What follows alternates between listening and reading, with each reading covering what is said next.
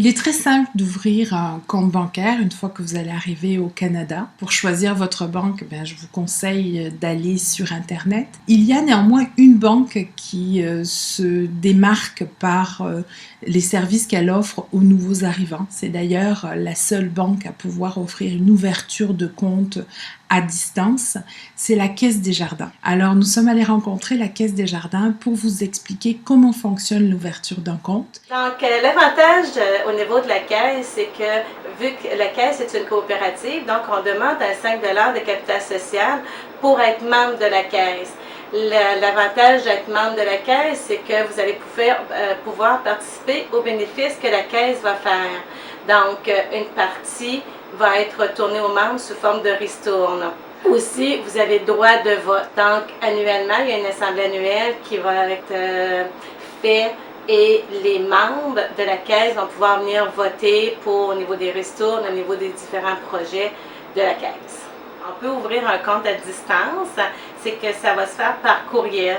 Souvent, on va recevoir un courriel mentionnant « Ok, oui, je désire faire une ouverture de compte ». Donc, on a un formulaire qu'on va retourner aux membres, qui vont remplir, donc ils vont indiquer leur nom, leur adresse, quand ils pensent arriver à Québec. Ils vont me retourner ce formulaire-là rempli avec un fichier attaché, leur passeport. Sylvie, qu'est-ce que peut espérer un nouvel arrivant en poussant les portes de la Caisse des Jardins sur la rue Saint-Jean? D'abord, je pense un accueil chaleureux. On se donne comme mission de les accueillir assez simplement dans nos bureaux afin de répondre à tous leurs besoins financiers, d'installer et de répondre aussi à certaines questions qui pourraient leur être utiles à leur installation ici.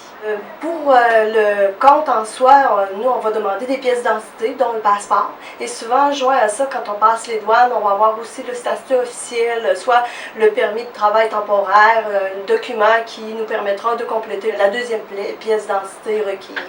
Nécessairement un petit 5 $ de part sociale parce qu'on est dans un mouvement coopératif, bien sûr, mais cette information-là, on va pouvoir le diffuser aussi par courrier électronique qu'on transmet lors des premiers contacts ensemble. La beauté de la chose, c'est que le nouvel arrivant aura une gratuité de tout l'ensemble des services opérationnels, des transactionnels, etc.